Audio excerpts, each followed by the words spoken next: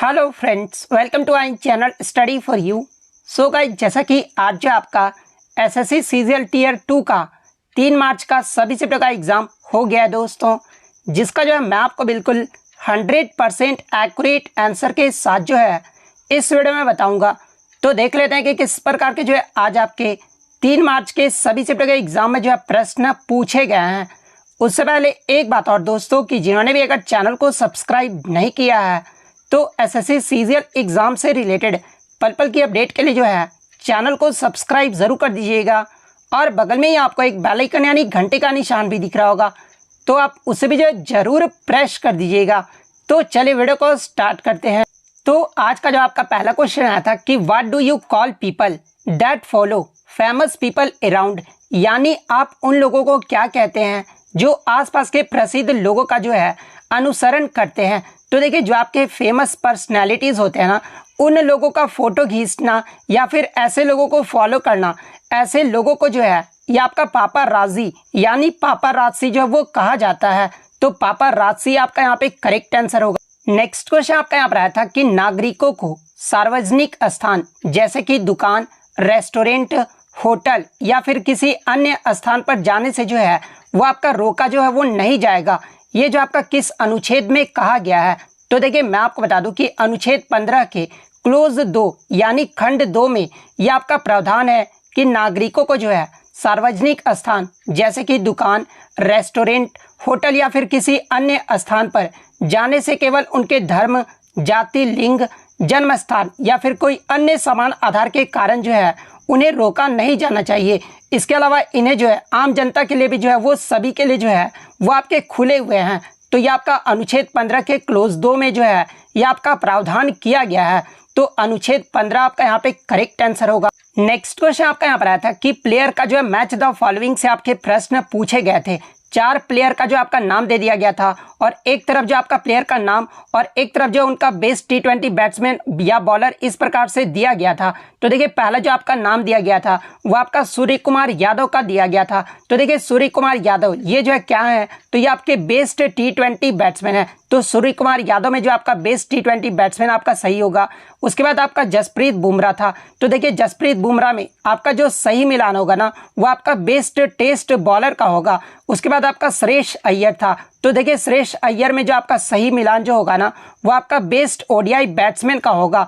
इसके अलावा आपका जो फोर्थ था वो आपका ऋषभ पंत था। तो देखिए, ऋषभ पंत में जो आपका सही मिलान होगा ना वो आपका बेस्ट टेस्ट बैट्समैन का होगा। तो इस तरह से जिन्होंने भी मिलान लगाया होगा उनका यहाँ पे सही हो जाएगा। नेक्स्ट क्वेश्चन आपका यहाँ पर आया था कि write down name of functional group of OH, यानी हाइड्रोक्साइड का जो फंक्शनल ग्रुप पूछा गया था। तो देखिए, हाइड्रोक्साइड का जो फंक्शनल ग्रुप होता है ना वो आपका अल्कोहल या फिर हाइड्रोक्सी ग्रुप होता है।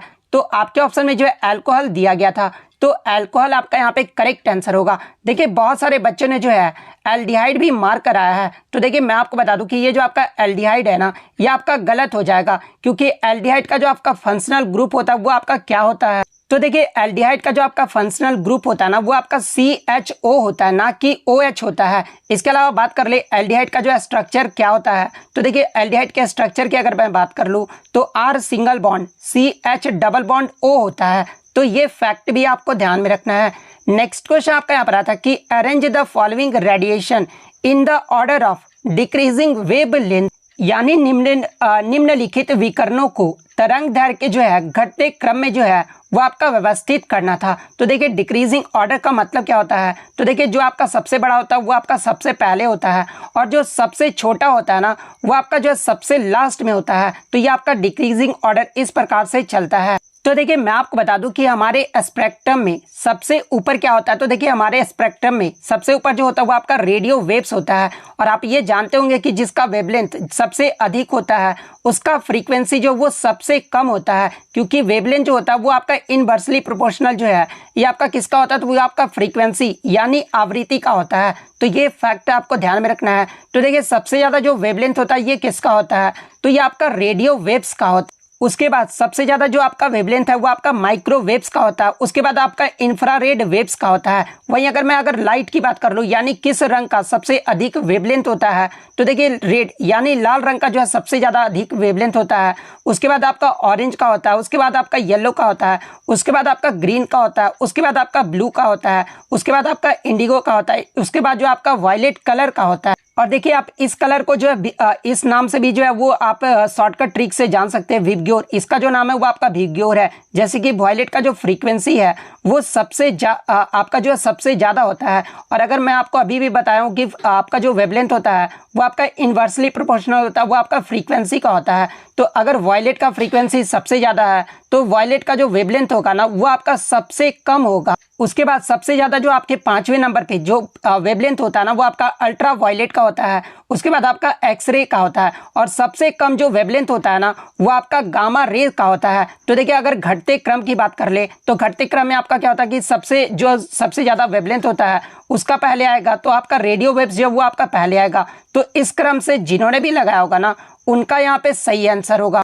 नेक्स्ट क्वेश्चन आपका एक और मैच द फॉलोइंग से आया था, जिसमें ICAR यानी भारत में जो है कृषि संगठन संस्थान और उसके अनुसंधान केंद्रों की सूची का जो है वो आपका मिलान करना था। तो देखिए अगर सबसे पहले हम लोग ICAR की बात कर ले तो देखिए ICAR का जो फुल फॉर्म होता है ना वो आपका इंडियन एग्रीकल्चर रिसर्च इंस्टीट्यूट होता है, यानी भारतीय कृषि अनुसंधान परिषद इसका जो है फुल फॉर्म होता है। बात कर ले ICAR की स्थापना कब हुई थी, तो ये आपका 16 जुलाई 1929 को हुआ था। और देखिए ICAR का जो मुख्यालय है ना ये आपका नई दिल्ली में स्थित। और देखिए मैं आपको बता दूं कि ICAR के अंतर्गत आपके जो है 14 से 15 जो है आपके अनुसंधान केंद्र है। अब इनमें से क्या पूछा गया था ये तो मुझे नहीं पता, लेकिन कुछ बच्चों ने बताया कि CICR का पूछा गया था, यानी केंद्रीय कपास अनुसंधान संस्थान का पूछा गया था। तो देखिए ये जो आपका केंद्रीय कपास अनुसंधान संस्थान है ना ये आपका नागपुर महाराष्ट्र में है। तो इसका जो है नागपुर महाराष्ट्र आपका करेक्ट आंसर होगा। तिलहन अनुसंधान निदेशालय का पूछा गया था। तो देखिए तिलहन अनुसंधान निदेशालय ये जो आपका हैदराबाद में स्थित है। इसके अलावा जो है आपका एक मूंगफली अनुसंधान निदेशालय पूछा गया था।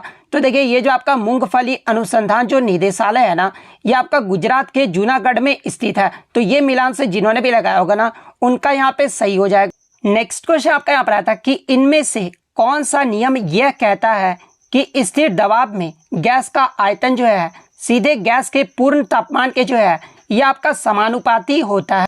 तो देखिए ये जो आपका चार्ल्स का नियम है ना जो कि एक गैसीय नियम है, और इस नियम को जो है वो जैक्स चार्ल्स के द्वारा जो है वो दिया गया था। और ये जो आपका चार्ल्स का नियम है ना ये आपका बताता है कि स्थिर दबाव में यानी जो आपका कांस्टेंट प्रेशर में जो है गैस का जो आपका वॉल्यूम यानी जो आयतन है ना ये सीधे गैस के पूर्ण तापमान के जो है ये आपका डायरेक्टली प्रोपोर्शनल होता है। अगर मैथमेटिकल टर्म की बात कर ले तो ये जो आपका गैस का आयतन यानी जो वॉल्यूम होता है ना वो डायरेक्टली प्रोपोर्शनल जो होता है वो आपका टेम्परेचर यानी तापमान का होता है, और इसमें जो आपका प्रेशर होता है ना वो कांस्टेंट रहता है। तो आपका जो है चार्ल्स का नियम जो आपका यहाँ पे करेक्ट आंसर होगा। नेक्स्ट क्वेश्चन आपका यहाँ पर कि under which article do high courts issue Ritz, यानी हाई कोर्ट जो है किस अनुच्छेद के तहत रिट जारी करते हैं। तो देखिए मैं आपको बता दूं कि हमारे संविधान में अनुच्छेद 226 के तहत जो है हाई कोर्ट यानी उच्च न्यायालय जो है वो रिट जारी कर सकते हैं। तो अनुच्छेद 226 आपका करेक्ट आंसर होगा।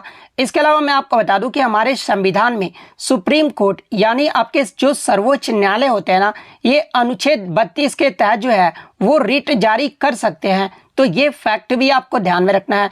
इसके अलावा मैं आपको बता दूं कि हमारे संविधान में रिट जारी करने की जो व्यवस्था है ना ये आपका ब्रिटिश देश के संविधान से जो वो लिया गया है। तो ये फैक्ट भी आपको ध्यान में रखना है। इसके अलावा हमारे संविधान में 5 प्रकार के रिट की जो है वो व्यवस्था की गई है, और वो 5 प्रकार कौन कौन से हैं।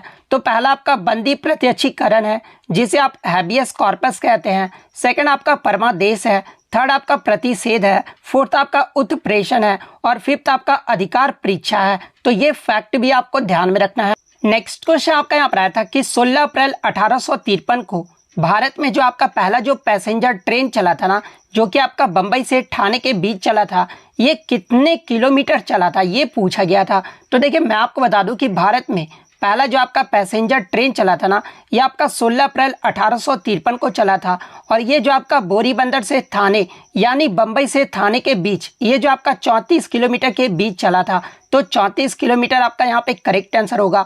और बात कर ले इस पैसेंजर ट्रेन में कितने यात्री थे, तो टोटल आपके 400 यात्री थे। तो ये फैक्ट भी आपको ध्यान में रखना है। और ये जो आपका ट्रेन था ना, ये आपका 3 इंजन से चला था, तो ये आप ध्यान में रखिएगा। इसके अलावा भारत में रेलवे की जो शुरुआत का जो श्रेय है ना, ये आपका लॉर्ड डलहौजी को जो है वो दिया जाता है, क्योंकि लॉर्ड डलहौजी के कार्यकाल में ही जो है भारत में पहली जो रेलवे की शुरुआत है वो की गई थी। इसके अलावा आपको कमेंट करके जवाब देना कि भारत में जो आपका पहला जो पैसेंजर ट्रेन है जो कि आपका 16 अप्रैल 1853 को चला था, इस पैसेंजर ट्रेन का जो है नाम क्या था, इसका नाम जो है आप जरूर कमेंट करके बताइएगा। नेक्स्ट क्वेश्चन आपका यहाँ पर आया था कि इनमें से कौन सी पुस्तक जो है प्लिनी द एल्डर के द्वारा लिखा गया है।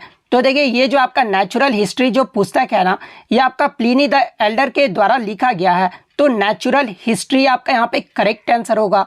नेक्स्ट क्वेश्चन आपका यहाँ पर आता है कि डॉपलर इफेक्ट यानी जो डॉपलर प्रभाव है ना, इसकी खोज ये जो किस वर्ष में किया गया था। तो देखिए मैं आपको बता दूं कि डॉपलर इफेक्ट की जो खोज है ना, ये ऑस्ट्रिया के प्रसिद्ध भौतिकवाद और मैथमेटिशियन क्रिश्चियन डॉपलर ने जो है 1842 में जो है डॉपलर इफेक्ट की खोज की थी। तो 1842 आपका यहाँ पे करेक्ट आंसर होगा। और इस वैज्ञानिक का नाम आपको ध्यान में रखना है, क्रिश्चियन डॉपलर के द्वारा किया गया था। नेक्स्ट क्वेश्चन आपका यहाँ पर था कि हेमोग्लोबिन ये जो है किसकी कमी के कारण होता है। तो देखिए अगर हेमोग्लोबिन की बात कर ले तो देखिए ये जो आपका रेड ब्लड सेल्स यानी लाल रक्त कोशिकाओं में पाया जाने वाला जो है एक प्रकार का प्रोटीन है, और इसकी कमी के कारण जो है हमारे शरीर में जो है ना खून की मात्रा जो वो घट जाती है, और इस स्थिति में एनीमिया रोग होने का जो है वो खतरा जो वो बढ़ जाता है। यानी हेमोग्लोबिन के कारण कौन सा आपका रोग होता है, तो ये आपका एनीमिया रोग होता है। और ये जो है किसकी कमी के कारण होता है, तो ये आपका आयरन की कमी के कारण होता है। तो आयरन आपका यहाँ पे करेक्ट आंसर होगा। नेक्स्ट क्वेश्चन आपका यहाँ पर आता है कि OH का जो है एलिमेंट नेम पूछा गया था। तो देखिए अगर अल्कोहल की बात कर ले तो देखिए OH जो होता है ना, ये आपका डाई एटॉमिक एनायन होता है, और इसके केमिकल नेम की बात कर ले तो ये आपका हाइड्रोक्साइड होता है। तो हाइड्रोक्साइड आपका यहाँ पे करेक्ट आंसर होगा। नेक्स्ट क्वेश्चन आपका यहाँ पर आता है कि which state has highest fertility rate in India according to 2011 census, यानी 2011 की जनगणना के अनुसार भारत में किस राज्य की जो प्रजनन दर है ना, ये सबसे अधिक रहा। तो देखिए 2011 की जो जनगणना हुई थी उसमें भारत में सबसे ज़्यादा जो प्रजनन दर रहा था ये आपका बिहार राज्य का रहा था। बिहार का जो फर्टिलिटी रेट रहा था ना, वो आपका 3% रहा था। इसके अलावा उत्तर प्रदेश की बात कर ले तो उत्तर प्रदेश का आपका 2.4 रहा था। झारखंड के फर्टिलिटी रेट की बात कर ले तो ये आपका 2.3 रहा था। यानी पहले स्थान पे जो आपका बिहार रहा था, सेकंड स्थान पे जो आपका उत्तर प्रदेश रहा था, और थर्ड स्थान पे जो आपका झारखंड राज्य रहा था। तो ये क्रम भी आपको ध्यान में रखना है। तो बिहार आपका यहाँ पे करेक्ट आंसर होगा। नेक्स्ट क्वेश्चन आपका यहाँ पर आता है कि विच इज इनडायरेक्ट टैक्स, यानी इनमें से कौन सा जो है अप्रत्यक्ष कर है, जहाँ पे ऑप्शन में आपका GST दिया गया था। तो देखिए ये जो आपका GST है ना, ये आपका इनडायरेक्ट टैक्स है यानी अप्रत्यक्ष कर है। तो GST आपका करेक्ट आंसर होगा। नेक्स्ट क्वेश्चन आपका यहाँ पर आता है कि डेंट्रीट्रस इज डिकम्पोज्ड बाय, यानी मलबे के अपघटन की प्रक्रिया में कौन कौन से चरण जो है वो आपके शामिल होते हैं। तो देखिए मैं आपको बता दूं कि डिकम्पोजिशन यानी अपघटन के जो है आपके 5 स्टेप होते हैं, और वो 5 स्टेप कौन कौन से होते हैं। तो पहला आपका फ्रेगमेंटेशन यानी विखंडन होता है, सेकंड आपका लीचिंग, थर्ड आपका कैटाबोलिज्म, फोर्थ आपका ह्यूमिनिफिकेशन, एंड फिफ्थ आपका मिनरलाइजेशन होता है। तो आपके ऑप्शन में जो है लीचिंग दिया गया था, तो लीचिंग आपका यहाँ पे करेक्ट आंसर होगा। नेक्स्ट क्वेश्चन आपका यहाँ पर आता है कि who gave sea floor spreading theory, यानी समुद्र तल प्रसार का जो सिद्धांत है ना, ये किसके द्वारा दिया गया था। तो देखिए सी फ्लोर स्प्रेडिंग थ्योरी 1960 में जो है अमेरिकी भूभौतिकवाद हैरी एच हेस के द्वारा जो है ये आपका समुद्र तल प्रसार का जो सिद्धांत है वो दिया गया था। तो हैरी एच हेस आपका करेक्ट आंसर होगा। और कब दिया गया था ये पूछा जाए तो ये आपका 1960 में दिया गया था। तो ये फैक्ट भी आपको ध्यान में रखना है। नेक्स्ट क्वेश्चन आपका यहाँ पर आया था कि 2021 में कक्षा 3 तक के बच्चों को शिक्षा के लिए जो है ये आपका कौन सी योजना चलाई गई थी। तो देखिए मैं आपको बता दूं कि 5 जुलाई 2021 को भारत के शिक्षा मंत्री, उस समय जो शिक्षा मंत्री थे वो आपके रमेश पोखरियाल थे। और आपको कमेंट करके जवाब देना कि वर्तमान में अभी भारत के जो है शिक्षा मंत्री कौन है। और इनके द्वारा जो है निपुण भारत कार्यक्रम की जो है वो शुरुआत की गई थी। तो निपुण का अर्थ भी एग्जाम में पूछा जाता है। तो देखिए निपुण का जो फुल फॉर्म होता है ना, वो आपका national initiative for proficiency in reading with understanding and numeracy, इसका जो फुल फॉर्म होता है। अगर हिंदी में बात कर रहे हैं तो संख्यात्मक ज्ञान के साथ पठन में निपुणता, इसका जो है ये जो है ये आपका फुल फॉर्म होता है, जो कि एक राष्ट्रीय आपका पहल है। तो आपका जो है निपुण योजना आपका यहाँ पे करेक्ट आंसर होगा। अगर निपुण योजना की बात कर ले तो ये जो आपका भारत सरकार का एक जो आपका महत्वाकांक्षी योजना था, जिसका उद्देश्य जो है 3 से 9 वर्ष के आयु वर्ग के बच्चों को सीखने की आवश्यकताओं को जो है वो पूरा करना। और देखिए मैं आपको बता दूं कि इस योजना के माध्यम से आधारभूत साक्षरता एवं संख्यात्मकता यानी अंक गणित के ज्ञान के छात्रों तक जो है पहुंचाए जाने का जो वो लक्ष्य रखा गया है। और देखिए निपुण योजना के माध्यम से सन 2026-27 तक प्रत्येक बच्चों को जो है तीसरी कक्षा के अंत तक पढ़ने लिखने एवं बुनियादी अंक गणित यानी जो आपका बेसिक न्यूमरेसी होता है ना, इसको सीखने की क्षमता जो वो प्रदान की जाएगी। और इस योजना का जो कार्यान्वयन है ना, ये आपका स्कूल शिक्षा और साक्षरता विभाग के द्वारा जो है वो किया जाएगा। तो ये फैक्ट भी आपको ध्यान में रखना है। नेक्स्ट क्वेश्चन आपका यहाँ पर आया था कि दिल्ली सल्तनत में ये जो आपका जफर खान था ना, ये किसका सेनापति था। तो देखिए दिल्ली सल्तनत में ये जो आपका जफर खान था, ये आपका अलाउद्दीन खिलजी का जो है सेनापति था। तो अलाउद्दीन खिलजी आपका यहाँ पे करेक्ट आंसर होगा। अगर बात कर ले अलाउद्दीन खिलजी के बारे में, तो देखिए अलाउद्दीन खिलजी जो है स्वयं को यानी अपने आप को जो है ये आपका सिकंदर ए शानी जो है वो कहा करता था, यानी अपने आप को स्वयं को जो है वो दूसरा सिकंदर जो है वो कहा करता था। और इसी के द्वारा जो है आपका बाजार नियंत्रण जो प्रणाली है ना, ये अलाउद्दीन खिलजी के द्वारा ही जो है ये आपका लाया गया था। अलाउद्दीन खिलजी के अन्य सेनापति की बात कर ले तो देखिए उल्गू, जफर खान और मालिक काफूर, ये सब जो थे ना, ये आपके अलाउद्दीन खिलजी के जो वो सेनापति थे। इसके अलावा मैं आपको बता दूं कि खिलजी वंश के जो संस्थापक थे ना, ये आपके जलालुद्दीन खिलजी थे। इसके अलावा दिल्ली सल्तनत के जो आपके प्रथम शासक थे ये आपके कुतुबुद्दीन ऐबक थे। और जो अंतिम शासक रहे थे दिल्ली सल्तनत के, वो आपके इब्राहिम लोदी रहे थे। अगर दिल्ली सल्तनत के कार्यकाल की बात कर ले यानी दिल्ली सल्तनत का कब से कब तक जो वो शासन रहा था, तो देखिए 1206 से लेकर आपका जो है 1526 तक जो है ये दिल्ली सल्तनत का जो वो कार्यकाल रहा था। तो ये फैक्ट भी आपको ध्यान में रखना है। इसके बाद जो आपका मुगल वंश का जो वो शासन आ गया था 1526 के बाद जो है मुगल वंश का जो वो शासन आ गया था, जो कि आपका पानीपत का जो प्रथम युद्ध है वो आपका 1526 में ही लड़ा गया था, जो कि आपका इब्राहिम लोदी और बाबर के बीच जो है वो लड़ा गया था, जिसमें बाबर की जो वो जीत हो गई थी। नेक्स्ट क्वेश्चन आपका यहाँ पर आता है कि ट्रांजिस्टर ये जो है किस जनरेशन का कंप्यूटर में प्रयोग किया जाता है। तो देखिए ट्रांजिस्टर की बात कर ले तो ये आपका सेकंड, यहाँ पर थर्ड नहीं, यहाँ पर सेकंड जनरेशन होगा। तो देखिए सेकंड जनरेशन में जो है ट्रांजिस्टर का जो वो उपयोग किया जाता है। तो सेकंड जनरेशन आपका करेक्ट आंसर होगा। इसके अलावा मैं आपको बता दूं कि प्रथम जनरेशन में जो है आपका वैक्यूम ट्यूब यानी निर्वात वैक्यूम का जो है वो प्रयोग किया गया था। सेकंड जनरेशन में आपका ट्रांजिस्टर का प्रयोग किया गया था। थर्ड जनरेशन में जो आपका आईसी चिप जो कि आपका सिलिकॉन से बना होता है, आईसी चिप का जो वो प्रयोग किया गया था। फोर्थ जनरेशन में जो आपका माइक्रो प्रोसेसर का जो उपयोग किया गया था। और फिफ्थ जनरेशन की बात कर ले तो फिफ्थ जनरेशन में आर्टिफिशियल इंटेलिजेंस का जो है वो आपका प्रयोग किया गया था। तो ये फैक्ट भी आपको ध्यान में रखना है। नेक्स्ट इसके अलावा मैं आपको बता दूं कि भारत का प्रथम जो सुपर कंप्यूटर था ना, ये परम 8000 था, जो कि आपका 1991 में पुणे के सीडेक कंपनी के द्वारा जो है इसे तैयार किया गया था। और विश्व का प्रथम जो विस्तृत जो सुपर कंप्यूटर था जो कि आपका क्रे था, जो कि आपका सफल जो है ये आपका सुपर कंप्यूटर था।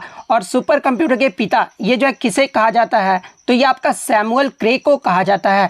इसके अलावा विश्व में कंप्यूटर का पिता ये जो है किसे कहा जाता है, तो ये आपका चार्ल्स बेबेज को कहा जाता है। तो आप कंफ्यूज मत होइएगा, अगर सुपर कंप्यूटर का पूछा जाए तो ये आपके सैमुअल क्रे को कहा जाता है और कंप्यूटर का पिता जो है ये चार्ल्स बेबेज को कहा जाता है। नेक्स्ट क्वेश्चन आपका यहाँ पर आता है कि वेब ब्राउजर में बुकमार्क के लिए कौन सा शॉर्टकट की का जो है प्रयोग किया जाता है।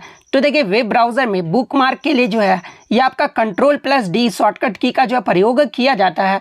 तो Ctrl+D आपका यहाँ पे करेक्ट आंसर होगा।